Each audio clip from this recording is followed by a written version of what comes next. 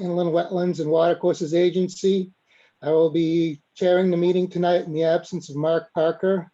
I will call this meeting to order at 7:03 p.m. on April 12th, 2021. And we will start with a roll call. Marla Butts, Stuart Peasley.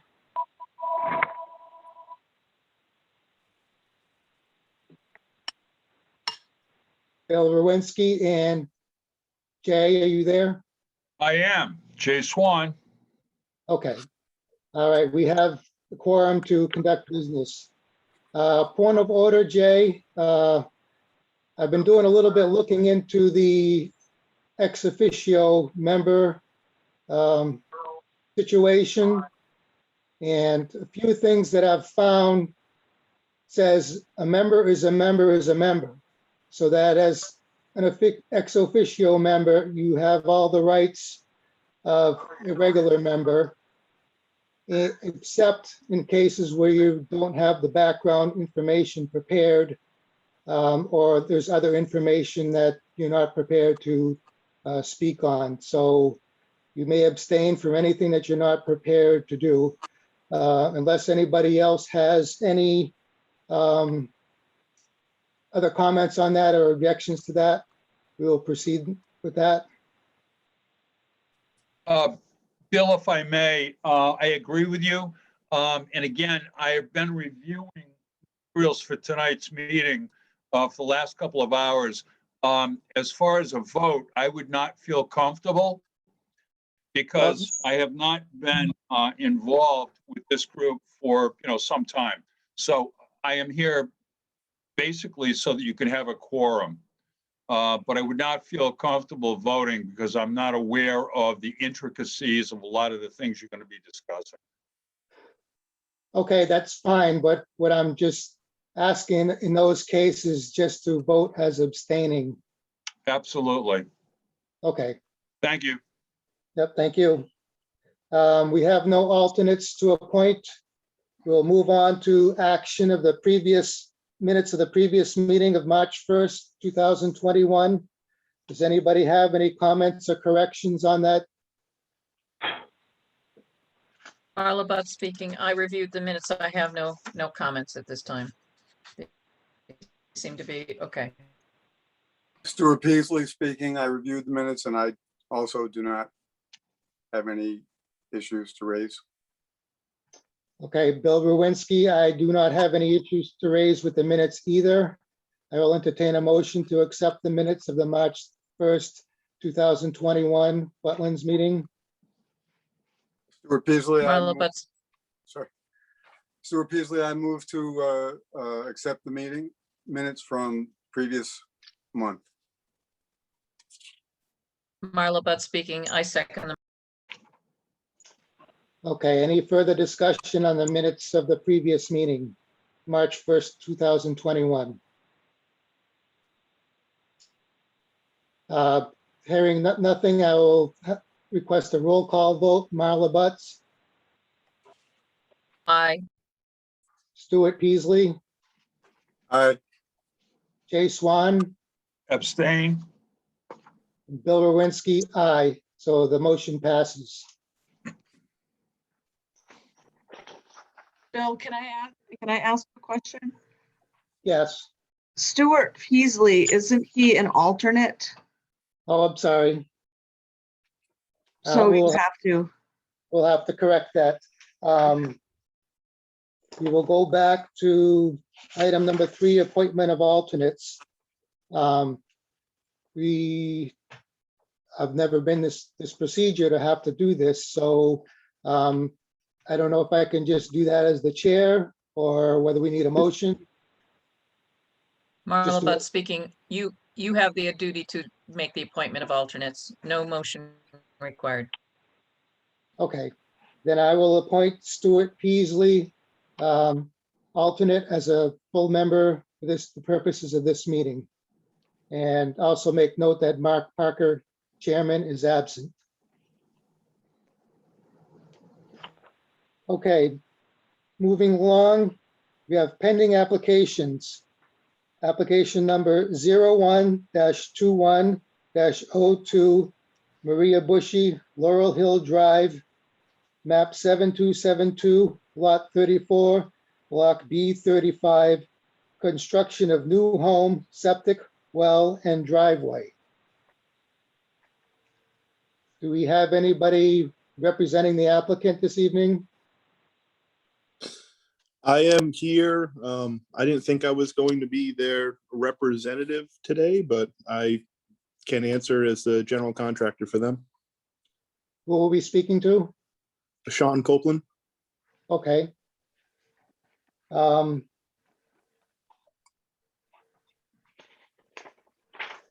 looked in your packets, we had an email from Greg Favreau from the Lake Bungay Tax District. And we have some blueprints.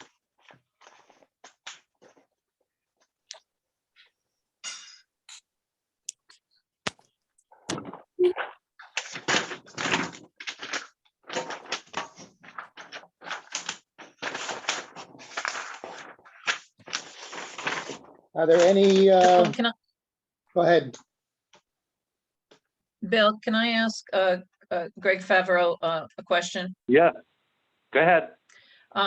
We have your email that you sent to Cindy Brown Yeah. dated March 25th, 2021 in our packet, and it states that the Bushy's proposal has met all of the Lake Bungay Tax District building requirements, and that the Lake Yes. Bungay Tax District has approved the filling, the filling in the wetlands on the Lake Bungay right-of-way. Have you had a That's chance to take a look at the drawing that was posted on the Zoom documents? And is your email referencing that plan? Yes, it is. Okay. Yep, and the board voted unanimously to approve it.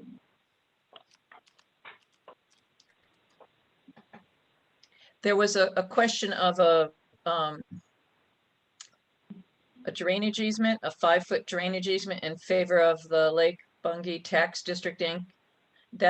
Looks like it's already been filed on the land records, yes? Yes, correct. Okay.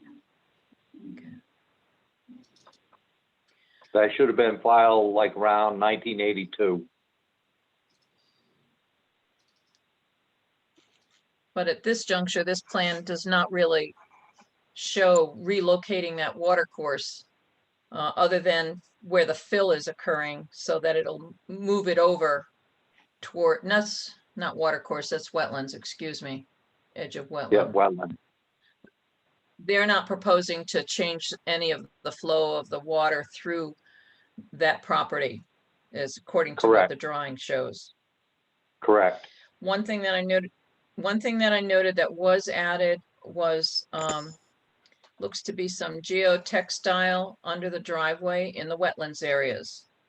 Yes. Was that something that was requested by Bungay, or is that something that No, I just, No, Mr. Trillinger added? yeah, I just prefer to do it, Marla, so that the gravel doesn't sink into the soil. Do you know what kind of geotextile you're going to use? I do not know the brand name or at this point, no. Is it going to be a road stabilization geotextile or just a soil separation geotextile? Soil separation. Slightly different. Soil separation. The only reason why I asked that question is because the geotextile has to be able to bear the weight, to distribute it. And there are different types of geotextiles, so that it should probably be a road stabilization geotextile so that it doesn't tear when it gets the weight on it, should you have any compression of soils or that kind of thing. But I agree with you, there should be a geotextile under that driveway. That makes a lot of sense. Excuse me, this is Stuart Peasley speaking. I have a question. In reference to the topic at hand, you're referring to the site plan that's 1 inch equals 20 foot, and in the lower right corner of that site plan, there's a cross-hatched area, I believe. Is that what you're talking about, Marla? I'm gonna run under most of the driveway where it crosses Stewart, if that, so the first, On the drawing, you see where the cross-hatched area is delineated? Is that what you're talking about?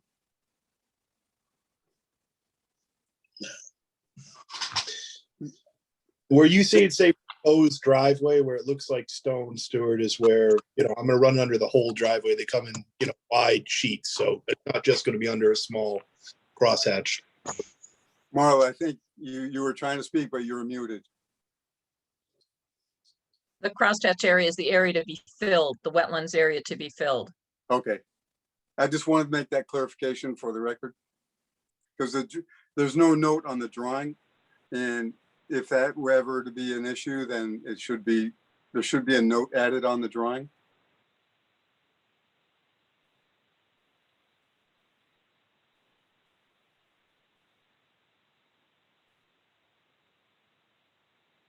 It appears that the silt fence, which is identified, demarks the edge of land disturbance. Wait, I do see a Because note. there's no, I do see a note, install geotextile under driveway in wetlands area. Okay, but it doesn't specify the type of geotextile. So.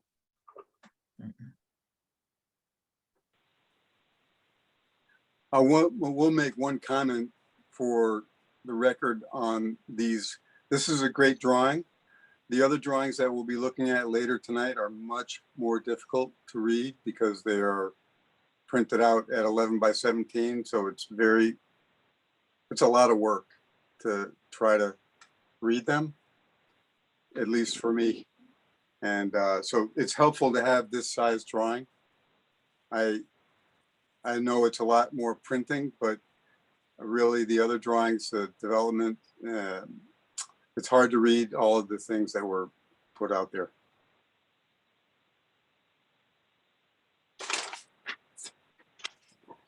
Bill, I would just like to recap some of the stuff that we went over in the past regarding alternatives, and because this was a site that I had asked about alternatives to, and they were answered regarding moving the garage to the front, putting the porch to the side, so that the driveway could be at the, at the farther to the north. And it was explained that we did get a letter from the engineer, I believe Norm Tybo, who said that the line of sight for that, to move it over would not be good based upon the topography. Also regarding the retaining wall that was on the north side of the access to the house near the northern property line, he also explained in that why that would not be useful. So I think we've looked at the alternatives on this. And while I don't encourage people to fill wetlands, I think this house is a 3-bedroom house, which they could have gone with a smaller house, but they've already bought the lot.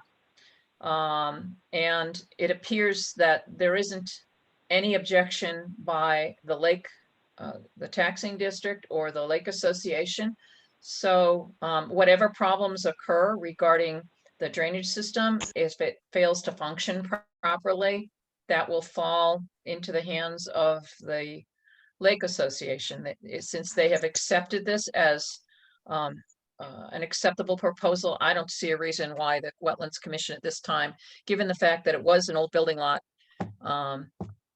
to grant such an application. I don't know how Stuart feels or how you feel, Bill, about that.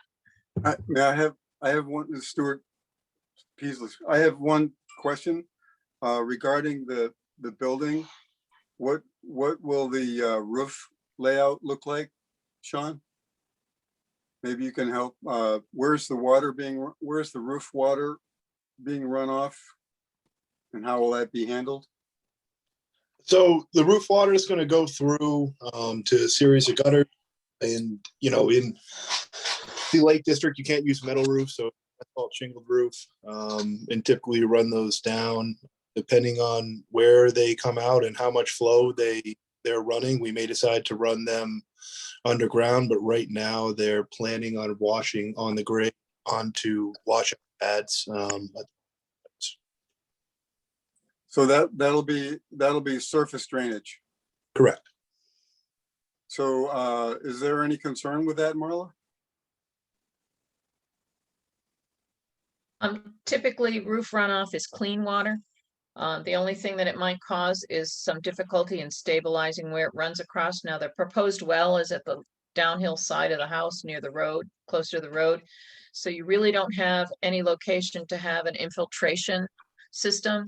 You know, some developments now, the houses actually have galleries, like a dry well, and put the roof water into the dry well so it can be entrained into the ground. You really don't have much space here to do it. If you tried to do it on the uphill side of the house, you really could be affecting the house itself. So unless you put it underneath the driveway, that would be the only place that you could have an infiltration structure go in. That was my concern looking at this, because I don't know what the roof pitch is, what it's going to do, whether it's going towards Laurel Hill Drive or whether it's going north-south. We don't know from the drawing, but perhaps that does make sense for it to, based on the soil types and and we've got the impervious condition of the driveway. It might be a consideration to look at how to distribute that roof water drainage towards a more controlled system. And what separates this house to require that compared to the normal homes? Sorry, say again? What separates this home be compared to a normal home if it's clean water, as Marla said? Why that requirement be, so I understand. Because I think you've got an opportunity to manage the water flow as opposed to correcting it later. Right now, before things are built, before the driveway is built, you could put in it wouldn't be that expensive to do, and then you never have to worry about it again. It's never going to create runoff across the road, and it's just an opportunity to manage the water flow correctly. Yeah, I mean, it's just that's it. I mean, it's not trying to be overly harsh with regulations, but it's just like, hey, let's take care of the water. Because we really, when we're looking at a site plan, we don't look at the site, we're not looking at the roof, but we should consider the impervious nature of the building lot and the driveway, and where all this water is going to be distributed, especially, where we're anticipating that with the pitches involved, this is going to be crossing a road and going down into somebody else's yard. There is a catch basin right across the street, Stuart, right on our side, actually, street to be clear, where this water, so I don't see it running across, but that's, this is obviously your field. Oh, on the lower right So hand Stuart, side, in looking at, where it says on the lower right hand side, Stuart, on the lower Right right next to the crossing area. The water cannot cross Laurel. It won't be able to. Okay, we just want to make sure that it's managed Yeah. properly. And Yeah. while before the site work It starts, will be, if that issue it is will be addressed, drainage north to south. To answer your question, it'll be drainage north to south. okay, just want to make sure that it's addressed properly.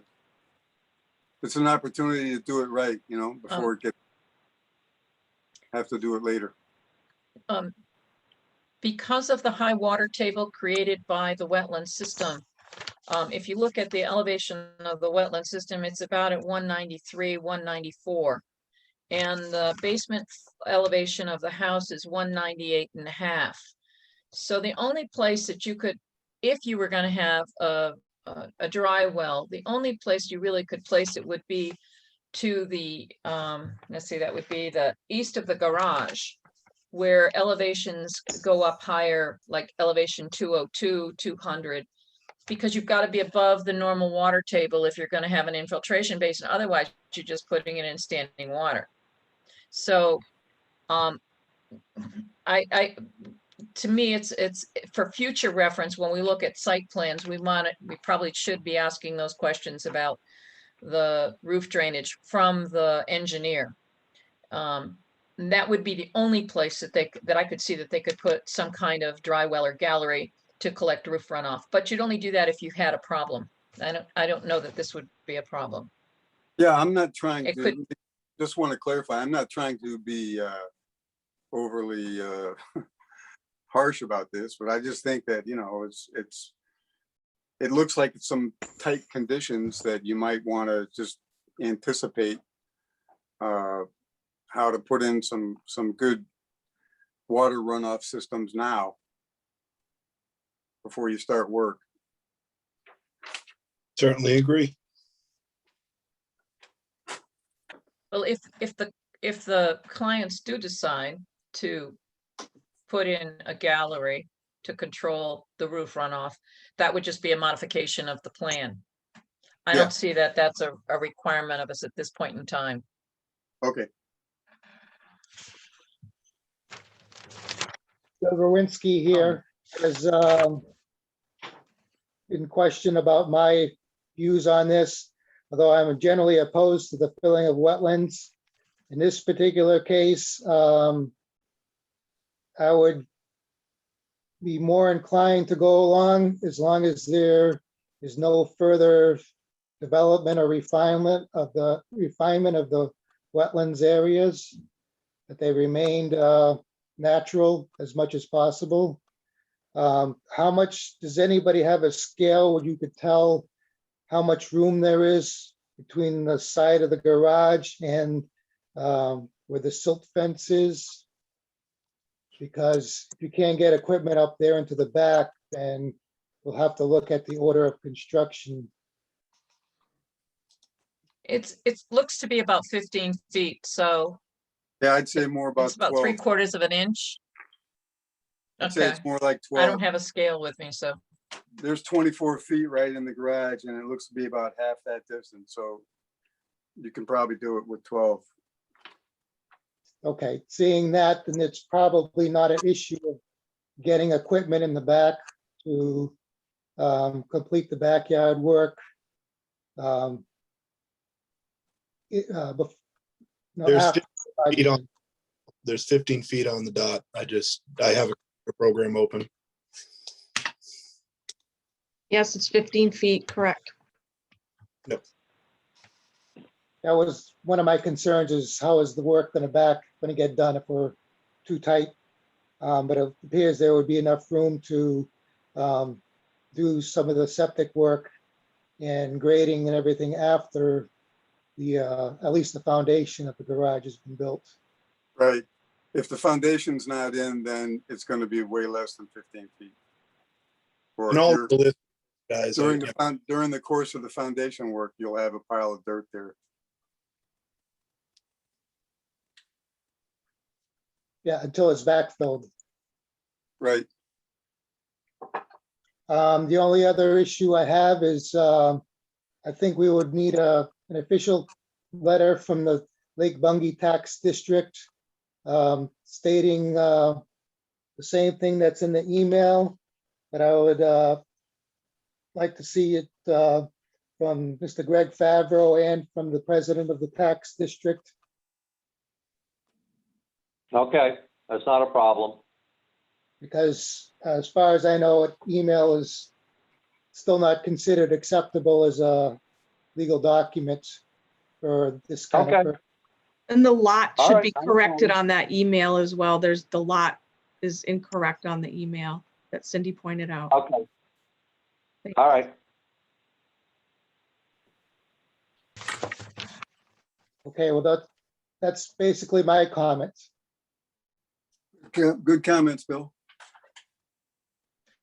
So, Bill, there's two ways we can approach it. We can hold off rendering a decision this time, but we're really starting to run out of time. Second, we could do a conditional approval that says that initiation of construction cannot begin until the Wetlands Commission has has received an acceptable letter from the Lake Bungay Taxing District regarding the use of their property or as proposed. We could do it either way. Well, Does I anybody would, have an opinion? this is Bill Rowinski again. I would go along with the second way of making it A conditional. conditional, Yeah, on the receipt of the letter.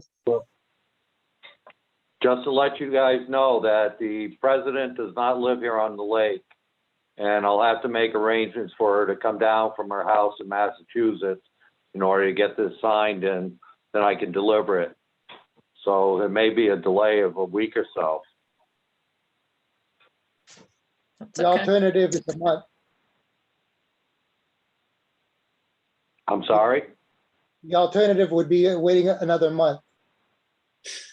I hate to make them wait another month. This has dragged on for a long time, and that's my own opinion.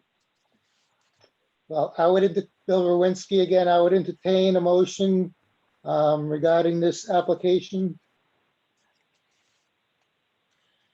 Marla Butt speaking. I move to approve application 01-21-02 of Maria Bushy, Laurel Hill Drive, map 7272, lot 34, block B 35, for the construction of a new home, septic system, well, and driveway in accordance with plans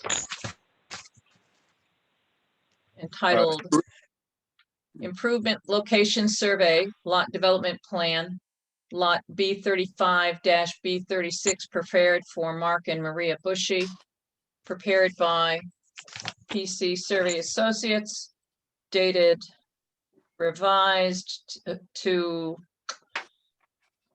2/18/2021, on the condition that no construction begin until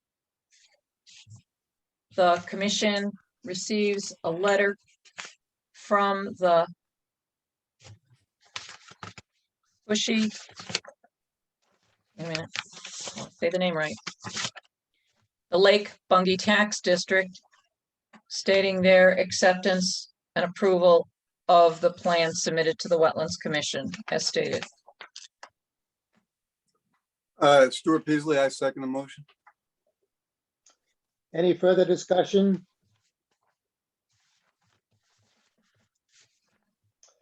Okay, having no further discussion, I will do a roll call vote. Marla Butts, Aye. Stuart Peasley, Aye. Jay Swan, Abstain. Bill Rowinski, aye. Motion carries.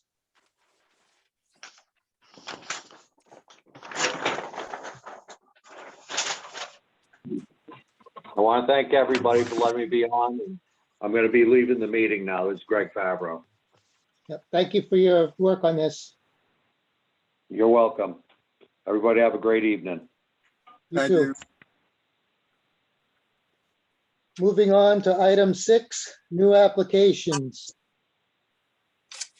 First, we have UP 03-21-12, Calvin Kemp, 469 Route 197, timber harvest. And we have the application with several maps in our packet.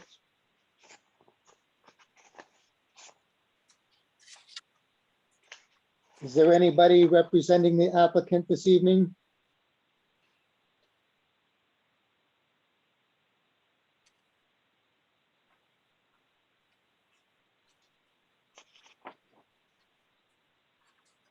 Okay, my only question on this application is on the back. It says this will be a full cut at one time in the same area. Does that mean a clear cut or something else?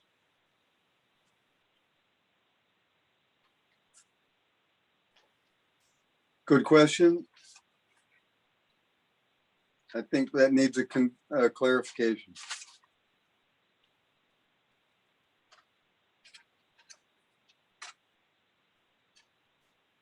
Tina, do you have any knowledge of this? I do not. I mean, I am looking at the NECOG map and I do see, you know, I do see wetland soils. I don't know how accurate this map is here, but I would say he probably means clear cut. But Well- I can reach out to him and One clarify. clarification. Sorry, it says it's a timber harvest objective is for mature agricultural harvest. So that means younger growth won't be cut. But he does say, I forget where I saw it. Description. There's a description that he will cut 80,000 board feet and 50 cords of firewood. I guess, well, 50 cords would have to be firewood, but 80,000 board feet of mature timber is not a clear cut. But that might require a clarification on his part, simply enough, just we could give a conditional approval based on that clarification. Okay.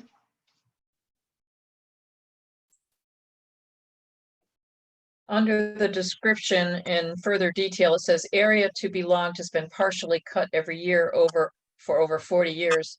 This will be a full cut at one time in the same area. I don't know what he means by full cut. Yeah, And I don't think you can give conditional approvals on uses permitted as of right.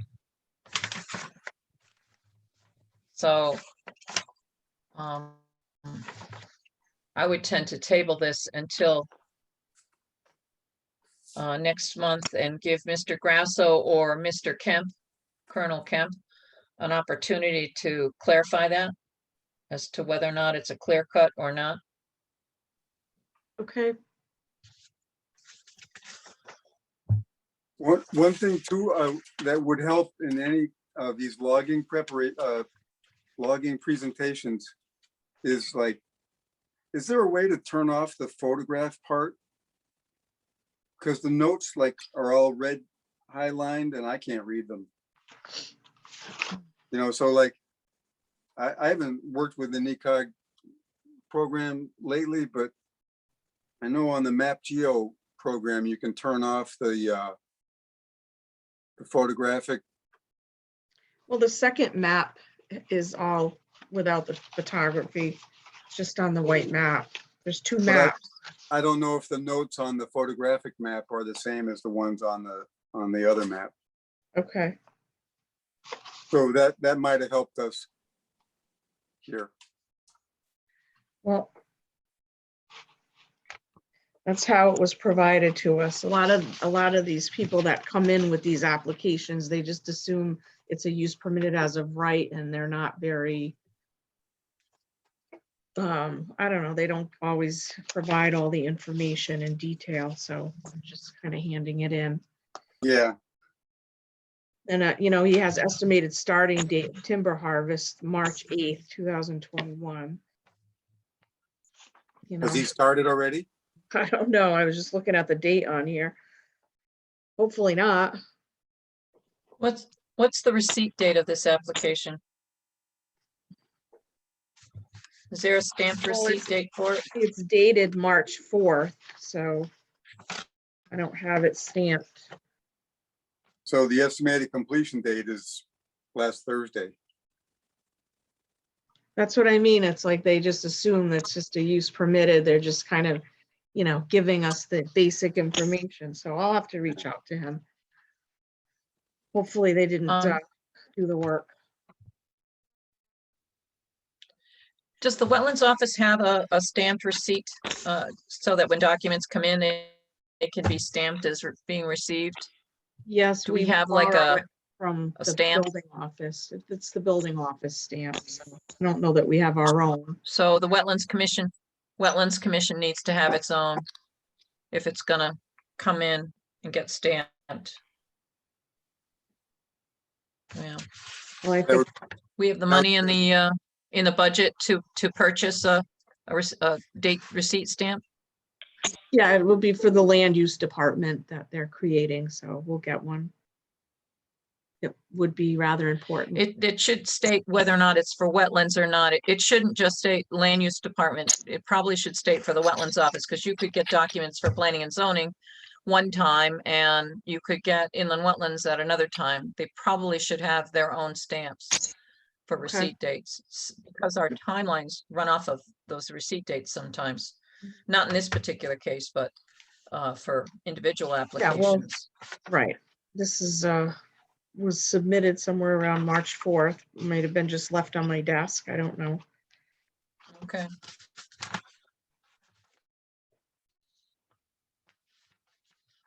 Bill Rowinski, I will entertain a motion. I move to table this application until next month with a that the wetlands agent request clarification from the applicant. Actually, it should be to Mr. Grasso and or Mr. Kemp. Stuart Peasley, I second. Any further discussion? We will vote by roll call. Marla Butts, Aye. Stuart Peasley, Aye. Jay Swan, Abstain. Bill Rowinski, aye. The motion carries to table this application. Moving on to the next new application. We have 04-21-01 Leanne Properties LLC, Barlow Cemetery Road, map 5787, block 41, lot 12, new single-family home construction. We have Sean Bertrand here. He is a representative for this application. He's muted right now.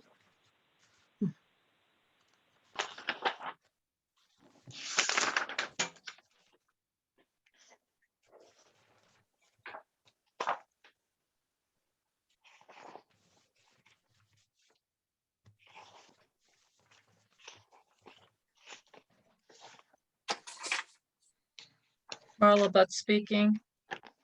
Bill, I took a look at the application, and the only question that I have is the sizing on the 15-inch pipe. There's no indication as to whether it was sized, what the drainage area is. I don't quite understand, you know, how I can tell it's going to be buried underground by at least 2 feet, which is a minimum for a crossing. But I need to get us, I think what the commission needs to have some information from the engineer regarding the hydraulics for this culvert. What's the capacity? What size storm can it handle before it overtops the driveway? We do not have that. And since we're only accepting the application at this time, because it's actual work in wetlands and water courses, that was the only thing that I had identified on the plan that I needed to have additional information on, which was the hydraulic capacity of the cross culvert on the driveway.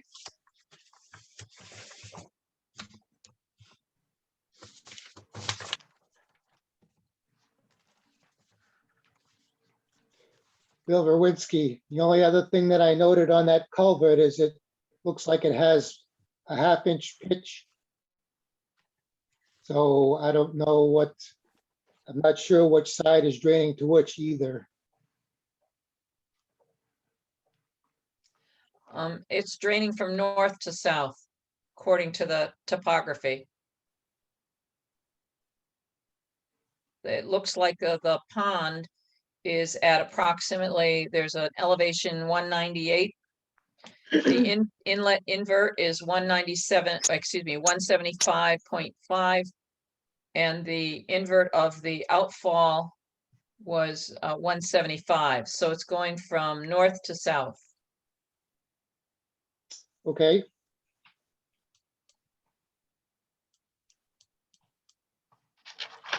And it also looks like the pond is on the abutter's property.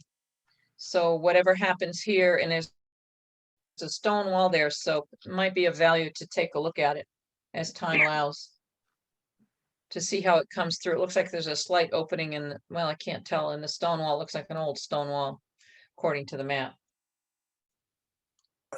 Sorry, I'm getting different information. I'm looking at the site plan and I see by the pond, the contour says 175 Nope. at the south side of the pond. And then on the other side of the driveway, I'm seeing 176. So that the south seems No, to be. you're seeing the invert.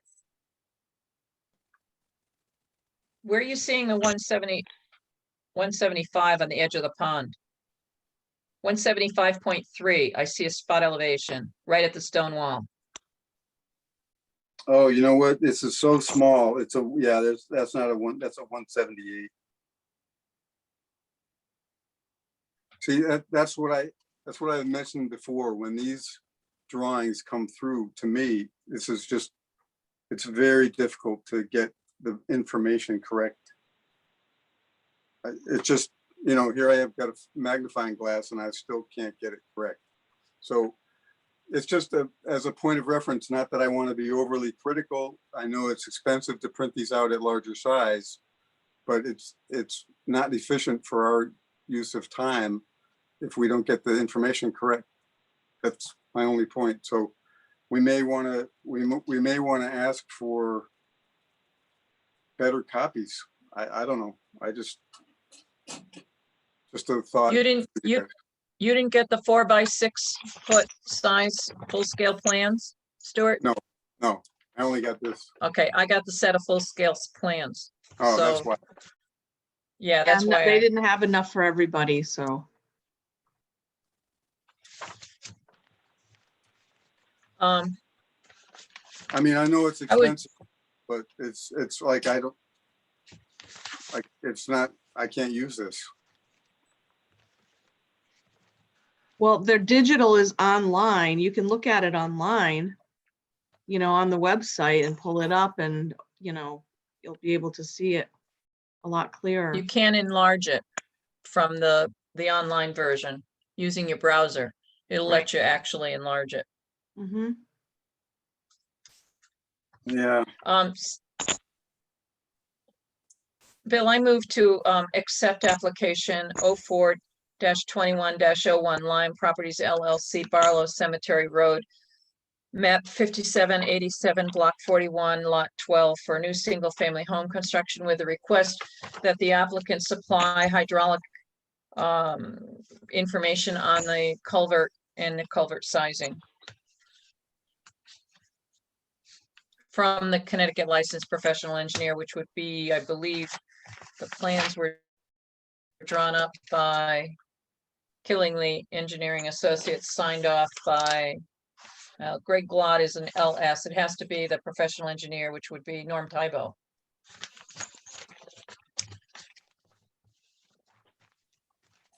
motion made by Marla Butts. I will not repeat the details because I can't remember them all. Do I hear a second? I am of two minds on this, really. I mean, I'll second it. I'm not asking for approval. We can't Yeah. approve it. We have to accept it statutorily. Okay, second. We can't render a decision until next month anyways. Any further discussion? Yeah, I just want to make clear that I think that it's important that we have legible documents.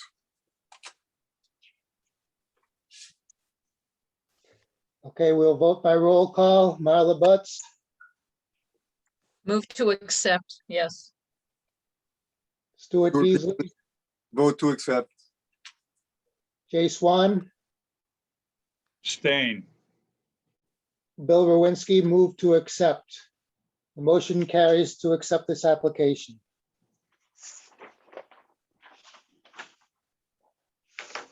Tina, could you reach out to the applicant and let him know that we need the hydraulic data for the cross culvert? Yes, I will. Thank you. Okay, next we have application 032115, Laurie Dema, 30 Beaver Dam Road, repair retaining wall and shoreline restoration.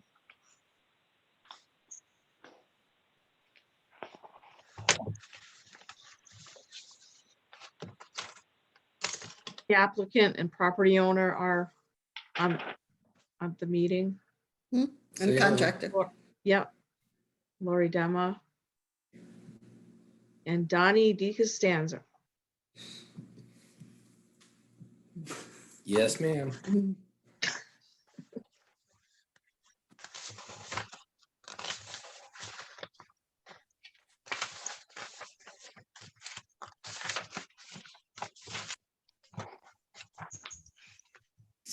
I had a question on this. It looks like you have a wall right on the water's edge, Yes, correct? correct. And are you planning to replace that? We're gonna rebuild Or- that. We're gonna rebuild that when the lake is down. Mhm. And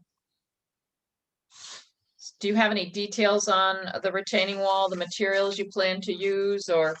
We're gonna use the same material that's there as rocks. And what's wrong with the current wall?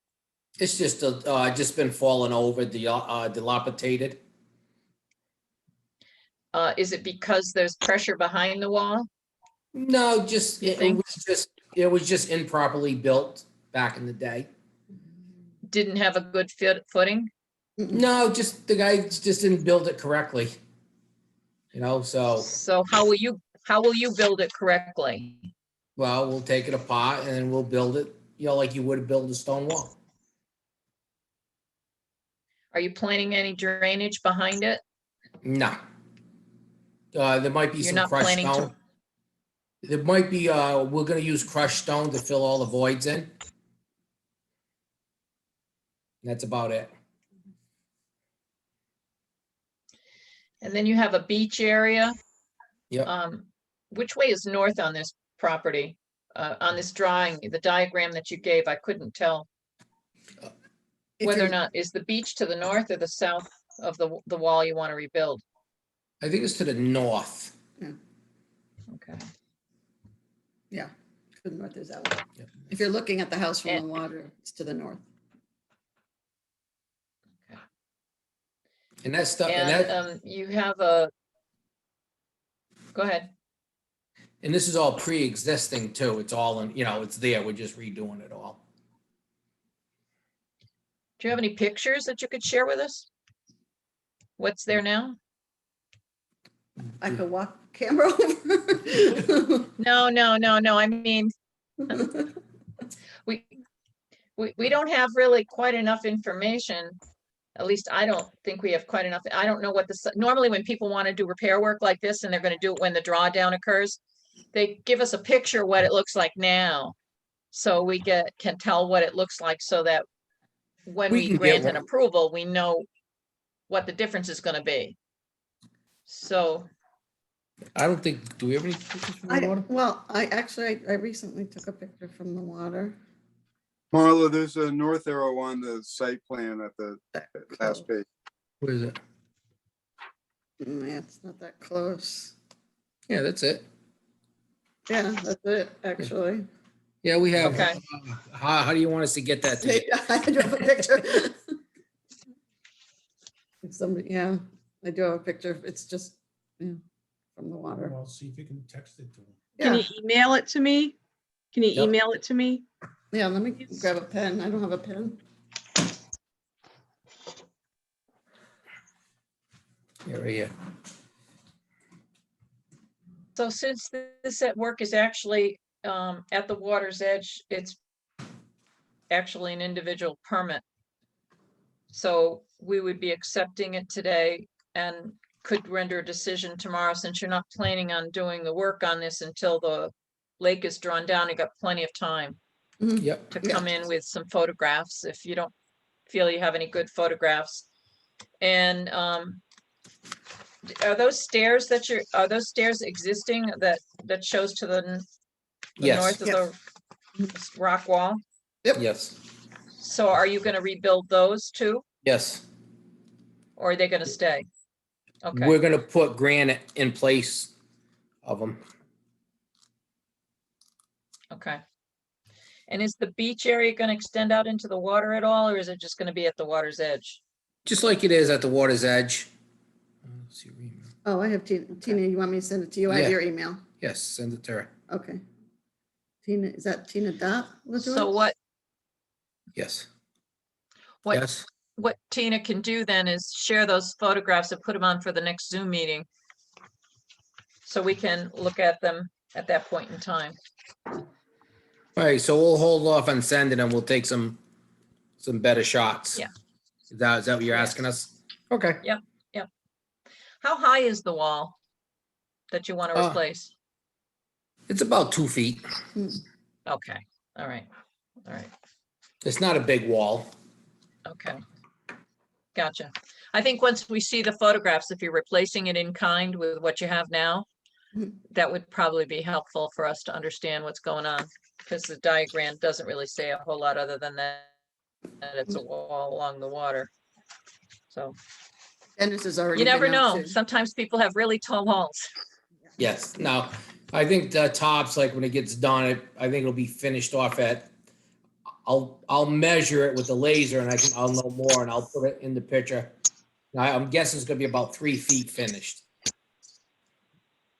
It's gonna work out. You're to be. gonna raise it up a little bit. Yeah, about 6 inches. It might be 2.5, I'll measure it to know exact. How far below grade? We're really not going below grade. We're just gonna be probably 6 inches if that. Oh, okay.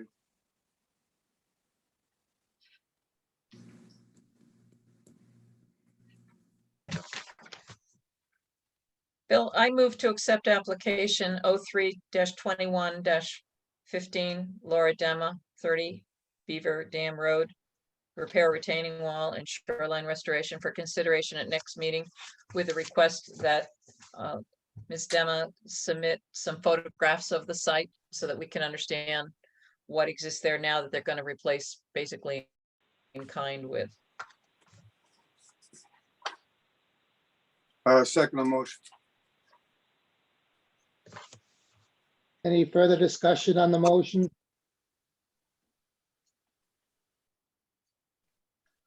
Okay, we'll have One thing I might mention that if there is any structural consideration with the wall,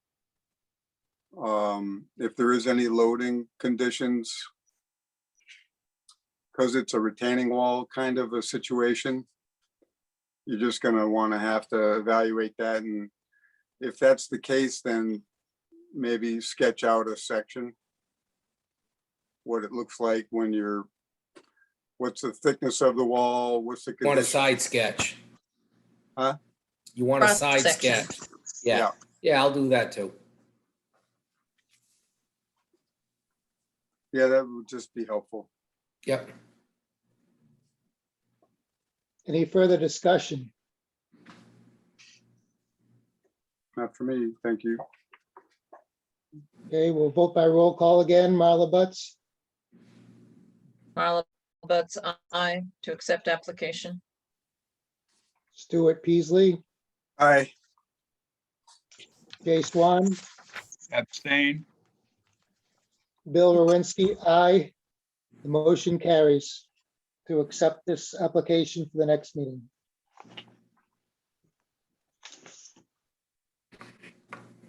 Thank you. Oh, thank you. Thank you.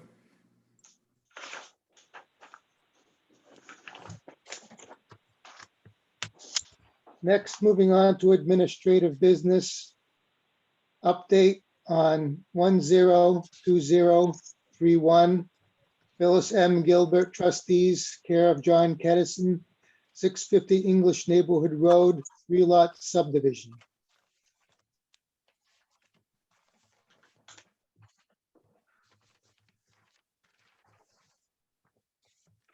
So I was asked Tina, to bring what- it back. We get- I was asked to bring it back to you because the health department had issued a letter requesting a change on this, so hold on, just find it here.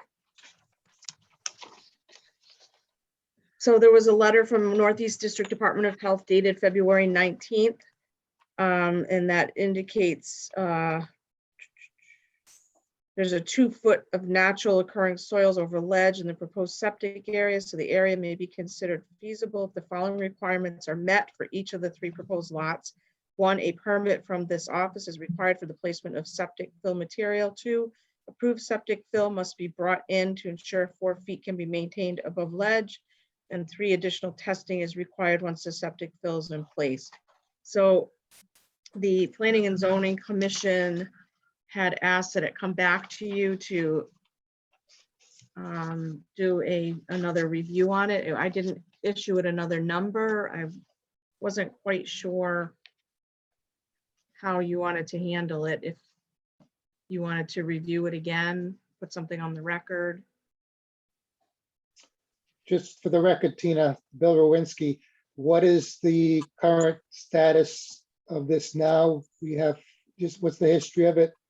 Have we looked at it and voted on it already or no? Yes, you have. You voted on it and the minutes are attached to this, your minutes from that November 16th meeting. Okay, There was a motion to accept the proposed subdivision with the understanding that the applicant will return to IWWA for individual wetlands approvals for lot 1 and 3 prior to any initiation of construction, and that septic tanks be increased in size to at least 1,500 gallons for application number 10-20-31. So that information was provided to the Planning and Zoning Commission. okay, I didn't really get a chance to thoroughly review everything. I just wanted to make sure. No problem. So, Tina, I couldn't tell which lot they were referring to that didn't have adequate cover. They don't really say, is it all 3 lots have a problem?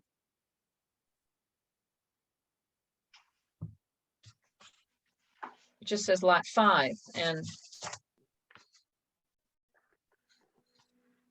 lot 5 is going to be subdivided into 3 lots, 2 of which are supposed to come back. I'm assuming that it's all work within the upland review area, that they're not proposing to fill wetlands in order to get their Right. septic in. I looked at the drawings. The drawings looked exactly the same as what we got, although they're not exactly the same, excuse me. The plan that we reviewed, which is on the Zoom documents in November, basically took sheet number 1 and pasted onto it the actual lot lines and the development plans, and showed where all the work was being proposed to occur. And what we just got has separate site development. And I looked at them and they look to be exactly the same as what was on the drawings that we saw. So I don't know where the changes are being proposed. If they're proposing to bring in 2 feet of fill in order to get the septic systems in, I don't know what the changes are. Yeah, the letter from them doesn't really specify. Let me just look at the minutes here.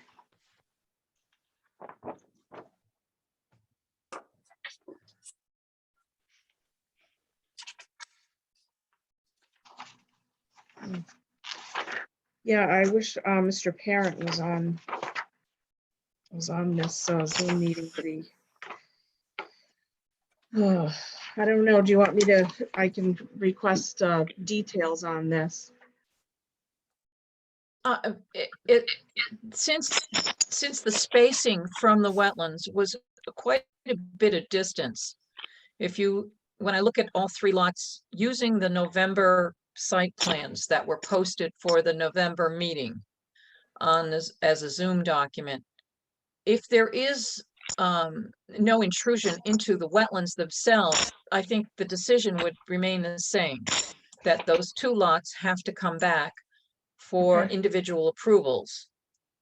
That was what I mean, lot there is numbers an were. email in your packet that's from Pete Parent, the engineer, who indicates there's no design changes.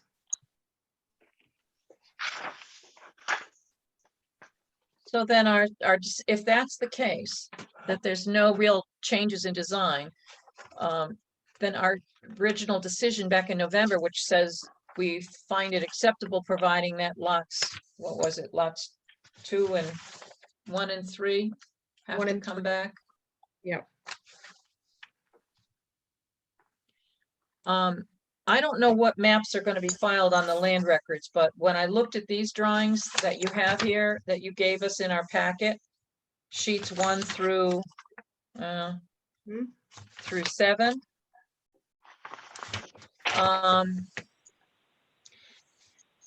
The only place where I saw identification of where the wetland soils were delineated was on sheet 7. And it said that the inland wetlands boundaries were reviewed in the field by James Sipperly. And that should probably be referenced on whatever drawings for each of the lots, if they're going to have them. I really liked the drawing that was submitted to us in November better than what they showed in this set, like sheet 2. Sheet 2 just shows the wetlands, and that's not helpful down the road should the sites be developed and somebody wants to come in and they put a house at the location that was approved here, but they start filling wetlands. We'll be needing those maps to identify that they've filled wetlands. So I really would prefer that the map that they used in November be the one that be filed on the land records, not these little individual site plans that are not even showing the entire lot. Okay. Again, Stuart Peasler here. Just having received, I don't mean to be banging the complaint drum again, but these are not easy to follow. So it just makes our job more difficult. And yeah, I mean, I think we have to be fairly confident when we approve something that what we see here isn't microscopic, and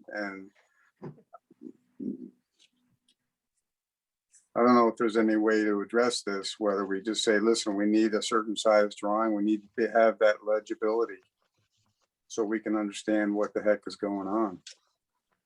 Right. Well, it's not like you have 15 members, so I guess we can make that a requirement for all applications that we have, at least 5 full-size plans. I mean, a small project, okay, like the last one at Beaver Dam Road, no problem. But something like this is of a magnitude that it's significant. We have to be 100%. Yeah. Well, like Marla said, any activity is in the upland review area. They're not proposing any work in the wetlands. But they've delineated the wetlands. Who knows, that could change. So what do they email you PDFs and then we print them out, or is that the way it works generally? Shouldn't they be sending you drawings? Yeah, we have, well, I mean, it's online, so digital, plans they provide us with digital. Our copier here doesn't always work to print out plans. It takes a lot of time to do that. Shouldn't it be on the owner to print them out? Yeah, and planning and zoning gets full site, but in this case, you're not getting a new application. This has already been acted on, and they just wanted you to do a once over. So I guess they could have provided the larger plans. In this case, it's just kind of a unique situation. Stuart, I actually compared the plan that we approved as acceptable in November to the drawings that we got, in the mail. The wetlands delineations did not change. The topography did not change. It appears that the proposed contours did not change. I couldn't find any real difference other than, and so I was kind of wondering why we got this in our packet. And so Asked to bring after it having back to you. compared the two together, I was So asked to having bring it compared the back to two- you. yeah, so Because what of I the would health say is department. that Right. what I would say is because there's no change in the proposed footprints of the plans, the original drawings that we said were okay in November, our comment should be the exact same thing that we had in November, which was it's an acceptable, we find the proposal acceptable with a provision that lots 1 and 3 come back for individual approvals for individual lot construction. Because we didn't grant any permits, we were just kind of conceptually approving the site, the design of the subdivision. Right. And since there's no road construction and there's no work in wetlands, it's only work in the upland review area, they're most likely just going to be wetlands agent approvals anyways. So I would move that we send a notification to Planning and Zoning Commission that our decision from November meeting stands without change. Okay, thanks for the clarification. I'm just, I just get overwhelmed sometimes when I see drawings like this. I don't dive in deep and figure it out like you did. So I commend you, and I think that's great. I go, oh, I got 10 other things I got to be doing at this time. So I can't make the time that it requires. So I'm asking just if there's a way we can, in the future, try to accommodate I think that when they put together a group presentation like this and they send it out in the mail, they're not thinking about who's getting it as much as the fact that they're just checking off a box of requirements that they have to get done. But when I get a set of drawings like this that I have to try to figure out, I kind of throw my hands up and I go like, I don't have time for this. And so as I say, I have to rely on you for digging into it, and we should all be able to just pick it up and look at it and go through it smoothly. It was frustrating to review it because when they did the sheets, sheet 1 is backed up with sheet 2, but they're not in the same order. You had to flip Right. it over in order to look at it. And then you go to sheet 3 and then you had to flip it a different way to get to sheet 4. Yeah, it was not as much fun as looking at some other plans, but Jigsaw I puzzle. do this all the time. So, yeah. Okay. I still move that the Planning and Zoning Commission be notified that our decision from November of 2020 on this subdivision remains the same without change. Glad to second that. Any further discussion? Vote by roll call, Marla Butts, Aye. Stuart Peasley, All right. Jay Swan, Abstain. Bill Rowinsky, aye. The motion carries.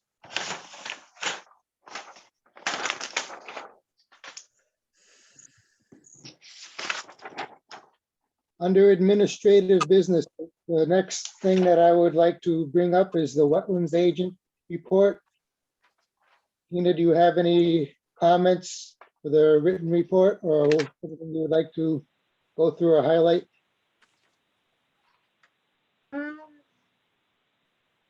Let's see. That's pretty, self-explanatory, the things that I have signed off upon, and did want to talk about the site walk that we had on April 1st. I have that noted. I know, Marla, you weren't able to attend. We do have audio and the minutes will be done at some point. Cindy has that audio. I've tried to get it over to you if you'd like to hear the whole audio. I could probably try to get it over to you. It's a large file, so we'd have to probably do it through the Dropbox. Can, And I think Mr. Petro is I was gonna on say, the call, so he probably wants to hear a little bit more of what you are thinking and the application and what you might be requiring. If you have any questions about any of the activity on the report, please feel free to ask. Okay, thank you, Tina. I don't really have any questions. I just jumped on to see if there was any discussion regarding the site walk.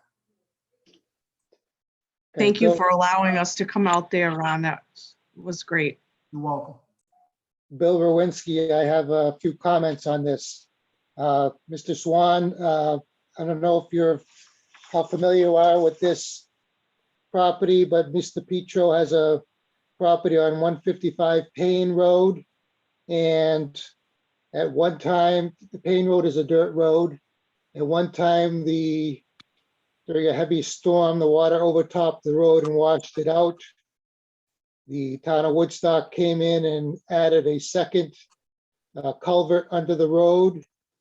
And the resulting of having that second culvert caused significant excess velocity of water and erosion on Mr. Petro's property.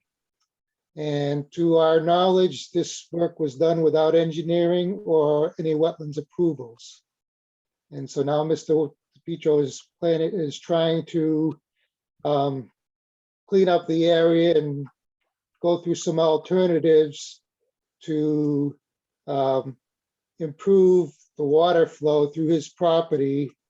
It was not his original problem that was by the creation of the second culvert that was added in that created more backups and overflows on his property.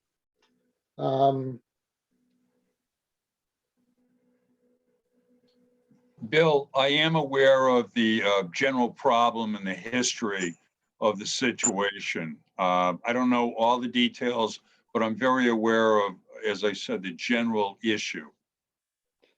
Okay, Mr. Petro on our sidewalk basically, I believe, said, I don't recall the exact wording, but that he brought the issue up to the highway foreman at the time or sometime afterwards, and basically was told it's not their problem, not the town's problem.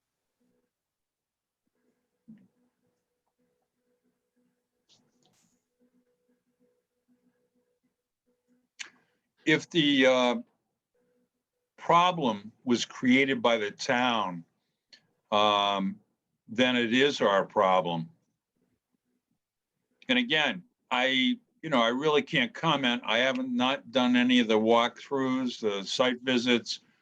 But if in fact, Mr. Petro was told that it wasn't our problem, but yet it was created by us, I think we have to look at that.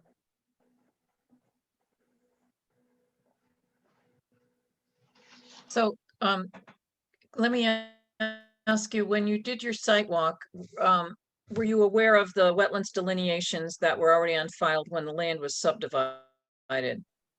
Bill or Stuart, did you have in hand, or have you looked at the mapping for the original subdivision? Off the top of my head, I can't answer that one way or the other. I'd have to go back and look through the file, see if I had that information or not. And I would just have to go back and double check that. Myself, that's a fair point. I think that the question was discussed, but not actually with any visual instruments on hand. So Okay. That's a fair point. So, Tina, you were saying that Mr. Petro's looking perhaps for some guidance as to what might need to be in an application. Okay. Yes, and the So other thing the I original wetlands were flagged when the go ahead.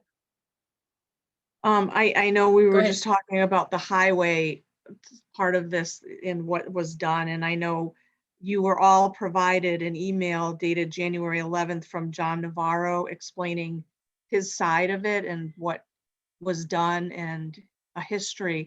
So I just wanted to, put that out there to make sure that you did have a chance to review that without going onto another topic. So, and, I think it gives a lot of information that maybe Mr. Petro might disagree with, but I think Mr. Swan may want to review that as well. So do you want Um, to, you want us to do that now or wait? No, I just wanted to mention it for the record that there is, an email from John Navarro that does explain what the town Okay, has done and his interpretation. So I just wanted to put that out there. yeah, thanks. I'll look it up. Yeah, I Uh, mean, I can read it for so- the record. Tina, thank you. So- And yes, I don't, as I said, I'm generally aware of the situation, but not all the details. So yes, I'm going to have to review the background, the email, et cetera, et cetera. Okay, thank you. I just wanted to be fair to Mr. Navarro on that point. But I'm sorry, I didn't mean to cut you off, Marla. What was your other question? So it wasn't a question, it was more trying to give Mr. Petro some guidance as to what might be needed in an application. Yes, Because some of the material that was dredged out of the pond looked like he was going to use it to top dress portions of the property that might be delineated as wetlands. And I do know that mineral wetland soils, which is what mostly he has on that property, you can fill them up to just about 2 feet and not have it taken out of wetlands jurisdiction. You can't do the filling for agricultural purposes, but certainly there could be some top dressing that could occur from the materials that were dredged out of the pond. Some of the material that's there doesn't look like it was dredged out of the pond. It looks like it was imported from off-site. It had a lot of big stones in it and everything. And that looks like some of that might have been actually in wetlands.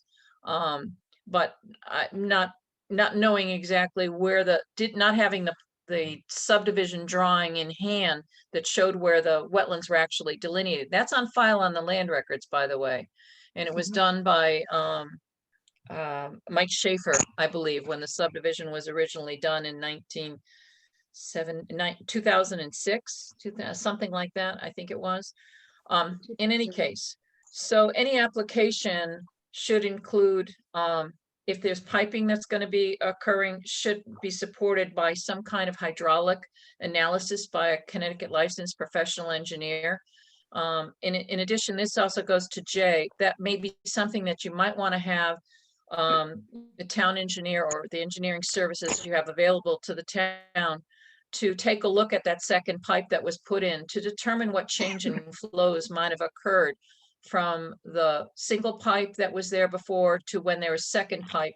Because obviously when Mr. Petro's driveway was built, it was based on one pipe and he has 3 pipes under his driveway. And the question is whether or not his driveway can sustain the flows without overtopping based upon the increased pipe that's now on Payne Road. So having the town take a look at the hydraulics on Payne Road might give the town a better idea as to what the town's potential liability could be, because that was a water course. It flowed for more than just a storm incident. So making modifications to it should have come before the commission. Unfortunately, it did. So now there's a potential liability on the part of the town. But also for Mr. Petro, because initially he indicated he wanted to pipe that portion from his driveway south to the pond. That's the part that needed to really have some hydraulics being looked at. If that's still what he desires to do. And then any top dressing and filling of wetlands, to kind of like make hayfield again, make it look nice, so to speak. That all has to come in through a permitting process. So since this would come in through an application, depending on what Mr. Petro wants to do, I mean, there's alternates of instead of piping, you could have an open channel with stabilization with riprap, sized to take care of the flows that you're going to have. But that wouldn't necessarily address the concerns of your driveway overtopping. So at some point, you need to have an engineer take a look at how to do that stabilization, because it's beyond just a simple, I'll throw some pipe in here this size because my contractor says it's the right size. You really, for the amount of money that you're going to spend to try to fix this erosion problem, having a little bit of money spent towards an engineer to do the work, to come up with a design that will work and not fail down the road. That is my advice. And I would also advise the town to have an engineer take a look at what's going on at Payne Road to see what kind of liability it would have regarding Mr. Petro's driveway and the overtopping of it. I don't know how you segregate out who is responsible for what, but if the town does some engineering work from Payne Road, that'll give them an idea what's going on at Mr. Petro's driveway, because his driveway came through, and I'm sure there should have been hydraulics. Tina, were you ever able to find any hydraulics for Mr. Pedro's driveway? No, not in the subdivision, when the subdivision came through, or when the building permit came through, to determine how many pipes and what size? No. So if there are no hydraulics for Mr. Pedro's driveway, that might be something that could also be looked at by the town, if Mr. Pedro is claiming that the town actions damaged his property. Yeah, just add something to that. I agree with the value of the analysis is absolutely integral with the decision-making process for Mr. Petro. And would that be enough if the town could do this reasonably quick? I think that would be great. And we could,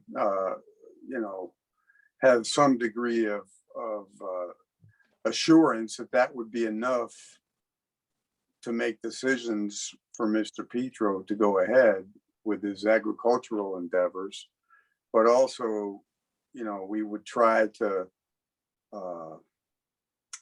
meet the wetlands requirements as well.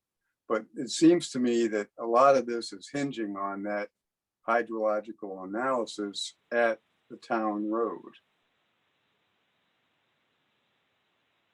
So if we could get that done fairly quick, then we can feel a little bit better about what the next steps would be.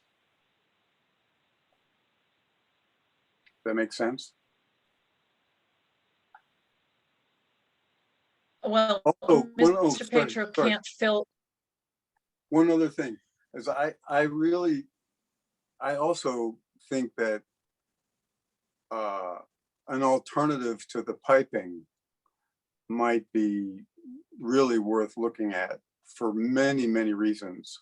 I think there's a lot of good possibilities that could happen, just besides like what you say, having an ad hoc word of mouth conversation with somebody and saying, well, that's the size pipe you need, and go ahead and build on that.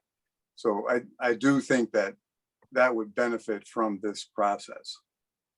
And having the alternative of making an open trench, that could be a great opportunity for some good landscaping, which would add significant value to his property.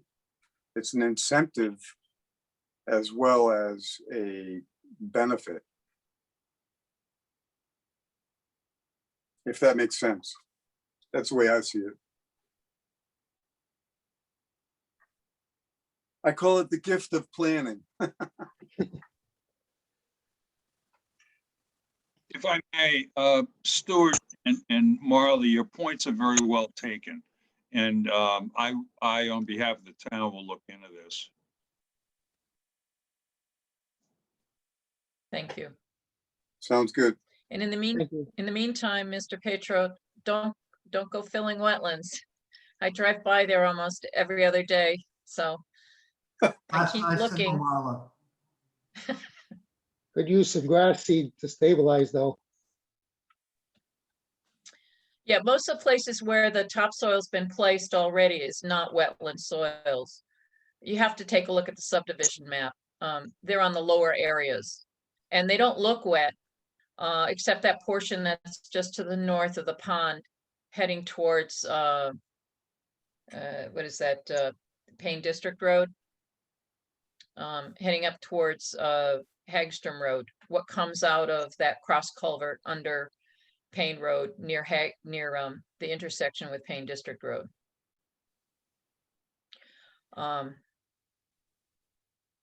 It's not an easy thing. Mr. Petro, have you finished your pond work? No, we're Your at a pond cleaning? standstill, Marla. We're not doing anything right now. Okay. So you didn't replace the outfall culvert? You had a culvert that you wanted to, an outfall that you wanted to replace. That hasn't been done either, right? No, Yeah, and see, if there's hydraulics that are done so that you know what size pipe to put there, then, because the pipe that's there now may not be adequately sized based on the current conditions. So it all kind of like links together.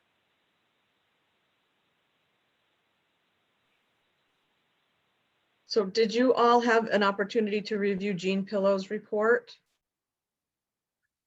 I did. Yes. Okay. Not recently. I did a month ago, and I don't remember much of the details in it at this point. They did a comment on, with the piles of soil there, Right. and, that probably isn't a good idea to leave it that way. Well, I'm not sure where they're going to be graded out to. So if they're graded out into the wetlands, and since it's difficult to tell where the wetlands are anymore because of the manipulation that has occurred over time, and you wouldn't see it. Sometimes wet meadows don't look real wet at times. Only a portion of that property looks real wet. So one thing he could do is since those wetlands were delineated back well over 15 years ago, could have a soil scientist go out and redelineate them to see where they currently are now, because the subdivision plan shows them at one location, but it doesn't, I don't know what's happened to the property from the time the land was subdivided to the time that I saw it last fall or That last reminds winter. me of an issue that was brought up at our meeting a couple months ago, I guess. But there was work done there that was by the previous owner, however many years, we don't know. But that really is the work that is causing the problem to the wetlands. He inherited that, Mr. Petro inherited that problem with the property. So there was overburden left from a gravel operation, probably some significant boulders and debris that had to be addressed.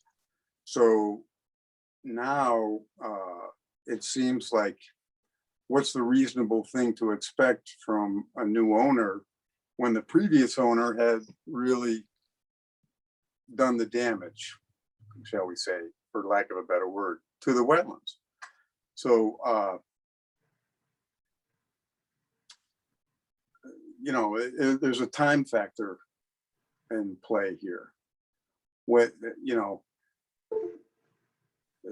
How do we restore the wetlands that weren't, we don't know what the original condition was, perhaps. Stuart, we know what the wetlands were at the time the subdivision was created, and then Mr. Petro subsequently bought a number of those lots or acquired a number of those lots. So whatever happened before, I mean, and I looked at the 1934 aerial photography, that pond was there. The pond was not part of, if it was a gravel mining operation, it was before 1934. There was a small elevated portion located to the north and slightly west of the pond. And that was, I think, mined out. that was where the gravel mine was, or whatever they were mining materials out of. And when you look at the aerial photography through time, you can see that some changes occurred where the location of the water course came down the hill. There's some change in the shape of the pond. But when the wetlands were delineated back in, when the subdivision was done, that determined whatever happened before that, we won't know. We won't know where there were wetlands or not wetlands before they were delineated when the subdivision went through. And I think, Tina, I sent you an email that contained the map numbers for those back when we were first dealing with this, where the subdivision map is filed on the land records. And so if you take a look at the land records, which you can look for online, the town Right. clerk has all the subdivision maps online.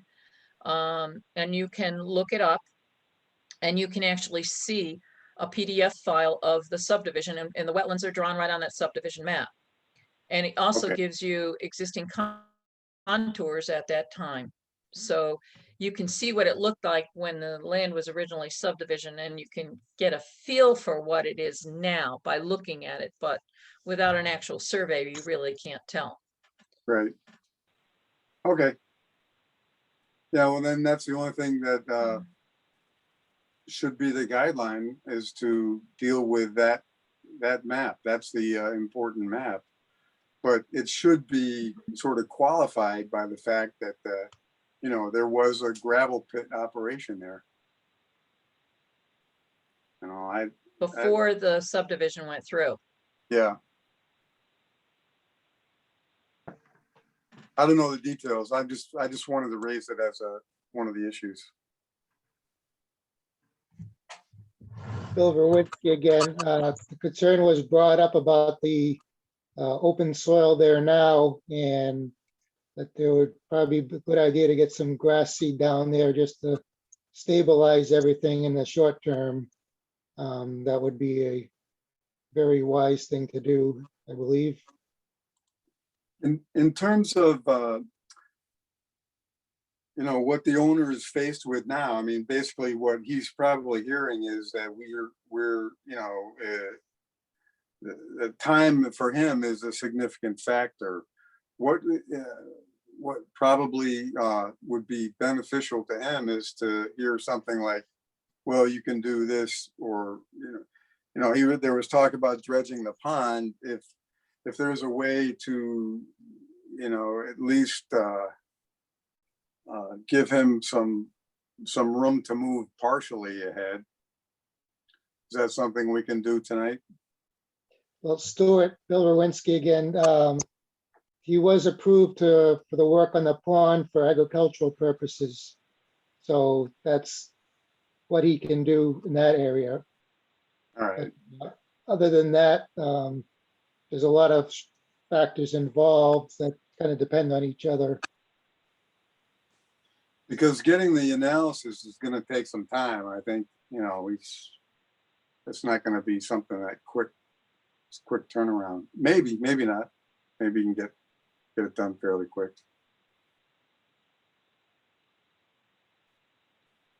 I just hate to see him have to look at all this. I mean, particularly with, like you say, all that the topsoil that's sitting in the piles there. You know, that's a big question mark. What to do with that? Any recommendations? Is there anything he can do with that at this point? At the moment, just seed it so it's not washing away into the wetlands.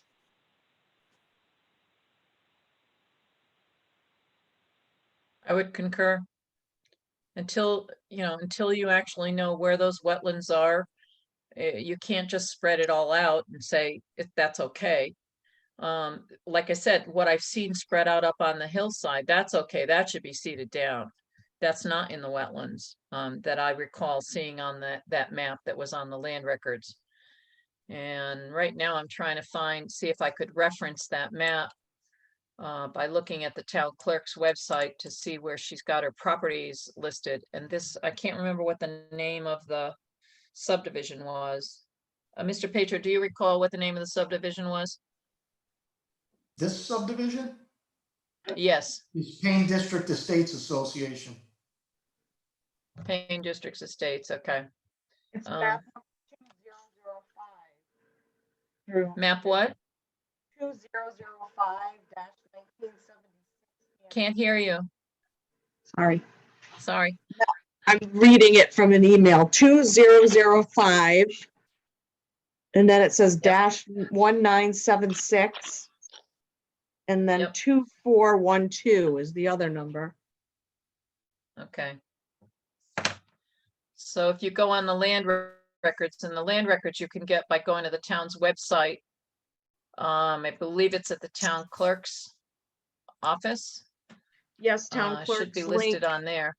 land records. You can go right in there. So On that'll the give town clerk's give- page. wetlands delineation. Yeah, Yeah. it gives you the So if you go to the subdivision land map. records, Okay.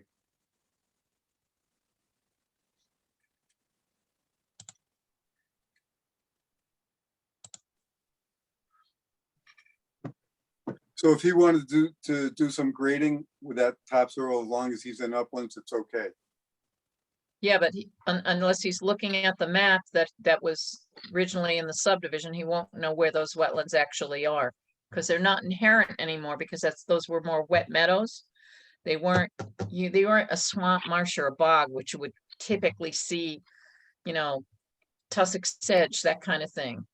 The only portion that still has fairly wet, what I would call swampy grasses, sedges or rushes, would be right next to that pile of gravelly stones, just to the east of that and north of that. Because when I tried to walk on it, when Tina and I went out there together with Mr. Petro, I think it was back in, what is it, January, February? Can't remember exactly when it was, but I got my feet wet just trying to walk across it. And so that was clearly wetlands. It was right next to those piles with the gravelly stones and stuff.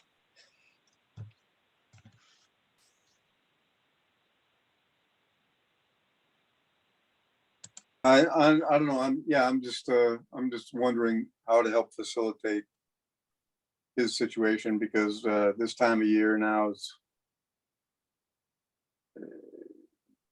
I just I hate think to the see. quicker that the town gets some information on the hydraulics on Payne Road, that'll make a big difference. Yeah. There is a liability there on the part of the town, I believe.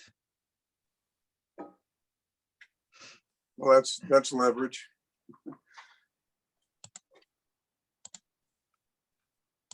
So I know, because I'm just saying, these things take time.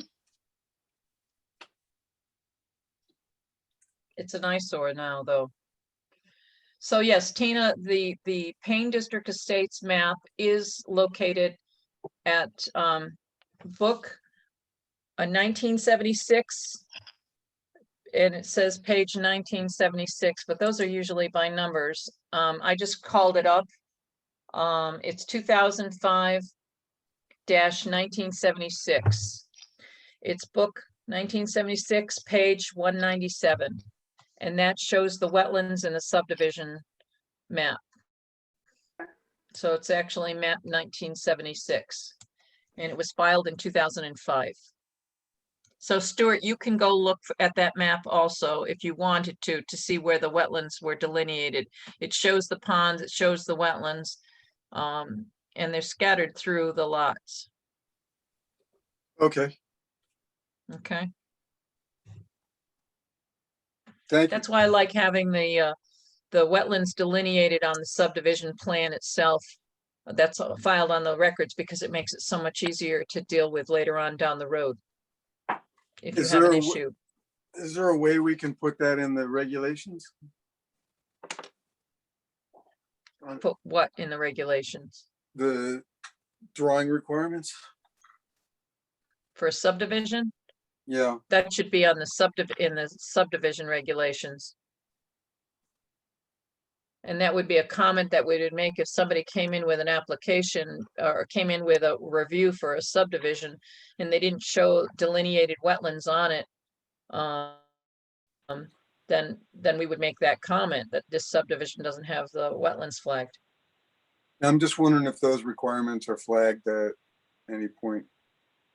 Just a question, rhetorical. Tina, do you know, do the subdivision regulations require wetlands delineations to show on the record drawings? The Mylars that have to be filed on the land records? I'm pretty sure, I mean, any one that I've ever looked at, they're filed, so there must be a requirement. Yeah, I'd have to look it up, but I'm pretty sure it is.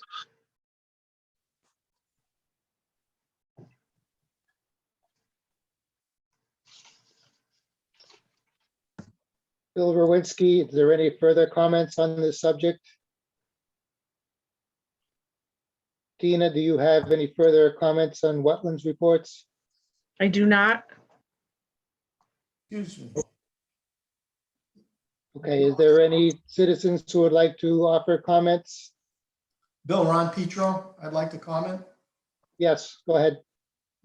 First of all, I see this eyesore every day, and I can assure you that you can drive by twice a day for the next 40 years, and I will not do anything until I get the approvals that are required. So there will be no work done here. As far as, Tina, you mentioned ECCD, Mara and Jean coming out here. They Yep. did say that the town was the factor in the braiding of that brook and some of the other issues that I'm having because of the way they put the second culvert in and because of the way they've got the drainage on the road running down from up above. So that's in the ECCD report. I can also tell you that there's not been one shovel load of material brought in from anywhere else onto my properties. Everything you see there, the piles down by the pond, those are the same piles you can see in the pictures that I sent to you that came from about the year 2000 or so. Those same piles were there. A lot of it is tailings from the gravel and topsoil operation that was being run here. None of the piles down by the pond were what we caused.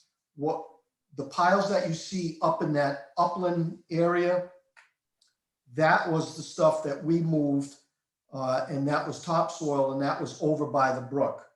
But any of those big stones, nothing has been trucked onto my property. And we've been here for 15 years. ECCD did say that the topsoil that I have piled there should have been spread out so that there wouldn't be erosion running down the hill with any rain. Luckily, we haven't had, other than the Christmas Day rainstorm, we haven't had anything substantial. But they did say that I should have spread that out. But I will not do that until I get proper approvals. It was mentioned about the pipe sizing. I didn't have this the first time, the exact numbers. I knew basically, but I didn't have the exact numbers, so I didn't want to say it when I was questioned about this on a call back in probably November or December. But the 30-inch pipe that I have, that takes over 4,000 gallons per minute. Two 18-inch pipes that are going underneath the road are about 2,300 gallons per minute. Taking that same number, the three culverts that I have that are all 18 inches running under my driveway would be somewhere around 3,400 gallons per minute. So the 30-inch pipe that I did buy, that is, would take all of the culverts from the road and from under the driveway. As far as doing an open trench down to the pond, we thought about that. And the reason that I didn't do that is because I'm not getting younger, and I know that all the brush that would grow in, and it would be just another issue 15 years from now, 10 years from now, where the whole brook would be filled in with brush and multiflora and everything else, and would have to be cleaned up again. Whereas the pipes, the soil could be spread over it, grass planted, and it would never be an issue again. Somebody mentioned the gravel operation that was here, and it wasn't recently, that gravel operation was still running when I bought the subdivision or the 3 lots in the subdivision back in 2005. They were still trucking gravel and topsoil out of here back then. I don't know, I think the rules changed for selling of topsoil and spoils from water courses or whatever. I think those rules went into effect probably in the 1970s, but this subdivision was still, or this land was still selling topsoil and gravel when I bought it in 2005. And as far as dredging of the pond, I'm not going to continue dredging the pond until I have an okay of where I can spread the spoils without being in some kind of violation. So I'm very aware of the eyesore that's out there. And again, you could drive by as many times as you want. I will not do one bit of work out there until I get all the approvals required. Thank you, Mr. Pacher. I appreciate your patience. This is not an easy thing to have to go through and have to look at every day. Well, Marla, to be I would honest with you, I could have been like a lot of other people in town and I could have just done it. But I didn't. I asked for permission. And I guess it is true that it's better to beg for forgiveness than ask for permission. So that's where I sit right now. A lot of money wasted at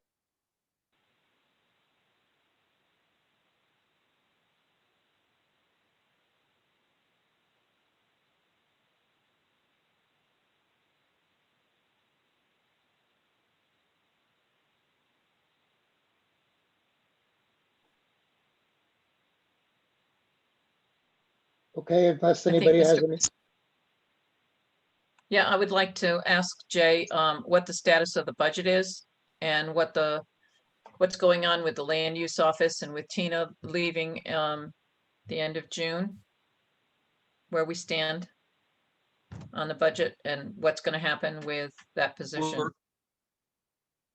Well, we're moving forward, well, land use, we're moving forward on that. Tina and I are frequently in contact, almost daily, about folks to alleviate the issues, if you will. Look forward to the future and how we're going to manage that because of all the number of people that are building in town, moving into town, et cetera, et cetera. As far as the budget, there'll be a final presentation tomorrow night with the Board of Finance by myself. I've made like 3 or 4 presentations to various groups. Karen and I, finance director, have gone through kind of final cuts on what's appropriate to present. And that will be going to the Board of Finance tomorrow night, 7 o'clock. And that'll be on Zoom if you're interested. That is about it.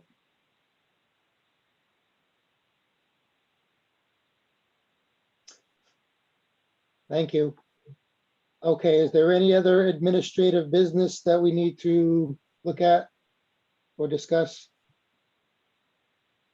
I have one request that the bylaws be placed on the town's website along with the wetlands regulations in that same section. Is that possible? Are they? I don't think they're there yet, or at least they weren't there last time I looked. I can't hear you, Tina. You're muted.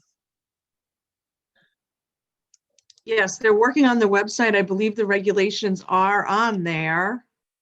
Yes, they Bylaws. are, but the bylaws are not. And why would the bylaws, I mean, that's just internal kinds of information. I don't know. We wouldn't normally put that on the website, would we? Like how Well, you're they running can because your day and- there are operating procedures as to Right, who's responsible for what, and when we have our regular meetings, when we have our appointment of officers, that kind of thing, there's no reason why it can't be on.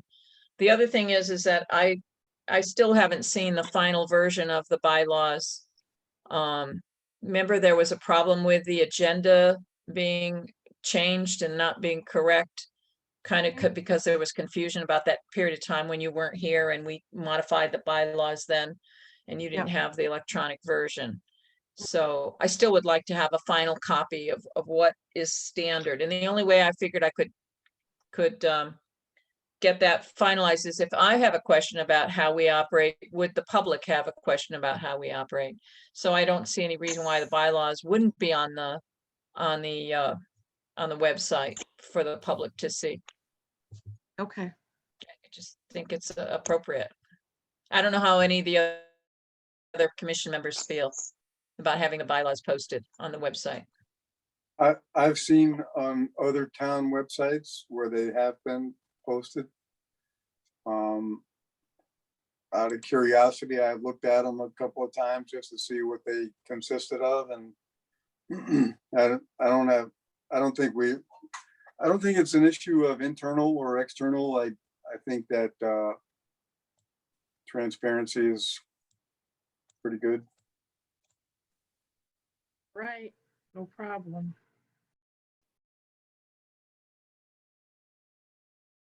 Okay. That was all I had. Okay, any other administrative business or comments or citizens' comments?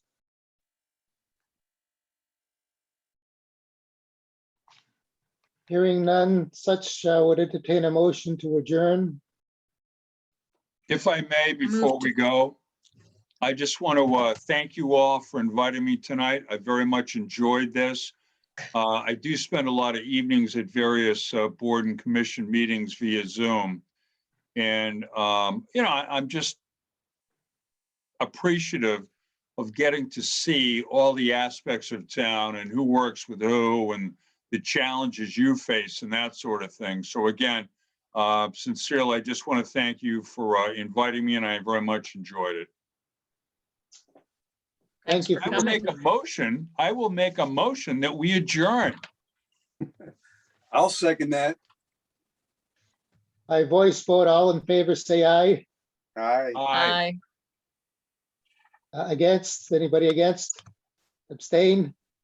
Okay, meeting is adjourned at 8:55 PM. Thank you very much, everybody, for your help, and appreciate working with you. Have a good Good night. night. You too. Thanks.